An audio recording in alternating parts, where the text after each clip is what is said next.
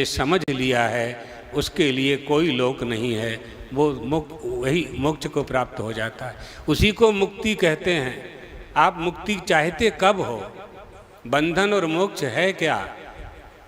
जब आपने बंधन मान लिया तो मुक्त होने की आवश्यकता होती है। भगवत पादाद्य शंकराचार्य जी तो कहते हैं कि न मे पुण्य पापे न मे बंध मोक्षौ, न मे पुण्य पापे न मे बंध मोक्षौ। लेकिन ये कब लागू होगा? जब सबसे ऊपरम हो जाएंगे, सबसे ऊपर हो जाएंगे। न वर्णा न वर्णाश्रमाचार धर्मा न मे धारणा ध्यान यागा दयोपी। ये स्थिति जब बनेगी तब ये लागू होगा। आत्मज्ञान होगा, ब्रह्मज्ञान होगा, और ब्रह्मज्ञान होते ही, ब्रह्मज्ञान कैसे होगा? महावाक्यों से होगा।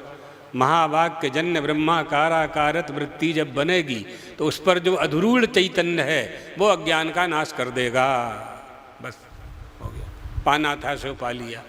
तब पूर्णमदः पूर्णमिदं सिद्ध होगा, उसके पहले नहीं हो सकता है। जब तक हम चाह रहे हैं, अनुकूलता और प्रतिकूलता देख रहे हैं, वस्तुओं की कामना कर रहे हैं, ये हमारे अज्ञान के कारण हम मांगते रहते हैं, मांगते रहते हैं। देखो, देह को चाहिए, इसका अर्थ ये मत समझ लेना कि हम भगवान से ना मांगें। सवेरे हमने बताया था, भगवान से मांग भी लो आप, भगवान दे भी दें, भगवान को भूलना नहीं, भूलना नहीं है, विस्मरण नहीं करना है। आपकी विपत्ति का कारण तो भगवान का विस्मरण ही है, दूसरा कोई कारण नहीं है। जब तब सुमिरन भजन न होई, कह हनुमंत विपत प्रभु सोई, जब तब सुमिरन भजन न होई। यही विपत्ति का मूल कारण है। विपत्ति है ही नहीं, विपत्ति को जन्म आपने दिया है। पहले आपका जन्म हुआ, फिर आपने विपत्ति को जन्म दिया, दुख का जन्म आपने दिया। बंधन में आप बंधे, झाड़ से लिपट गए, आप झाड़ से जाके लिपट गए, आलिंगन कर लिया, और गांव वालों से कह रहे दौड़ो, झाड़ ने पकड़ लिया है, झाड़ ने पकड़ लिया है। अब मूर्खों को मूर्ख मिल जाते हैं, तो सरपंच आ गए, हाँ झाड़ ने पकड़ लिया है। गांव वाले रोने लगे, इसको झाड़ ने पकड़ लिया है, क्या उपाय है? एक मूर्ख व्यक्ति आ गया जो गांव का विद्वान था, गांव के लोग विद्वान मानते थे उसको, था नहीं। कहता है कोई उपाय नहीं है, कुल्हाड़ी लाओ, हाथ काट दो।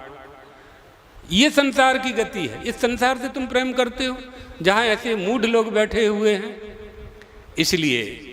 इसलिए हमारे महापुरुष कहते हैं, हमारे ऋषि कहते हैं, हमारे गुरु लोग कहते हैं, हमारी सनातनीय परंपरा में गुरु का विधान इसलिए किया गया है कि आपकी ग्रंथि का, चिज्जड़ ग्रंथि का वो विमोचन कर सके, इसलिए गुरु का विधान किया गया।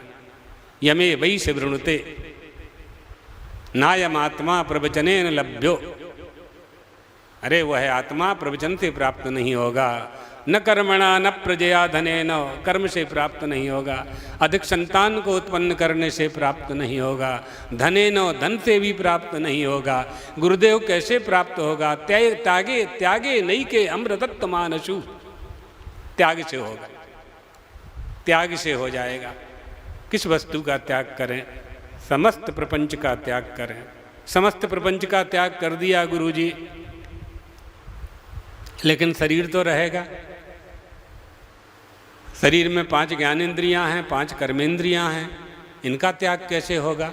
इंद्रियां तो बहिर्मुख हैं।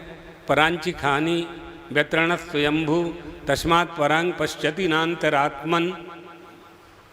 परमात्मा ने मनुष्य का बहुत सुंदर देह बनाया, यमराज कह रहे हैं नचिकेता से, लेकिन इसकी इंद्रियों को बहिर्मुख कर दिया, बहिर्मुख कर दिया।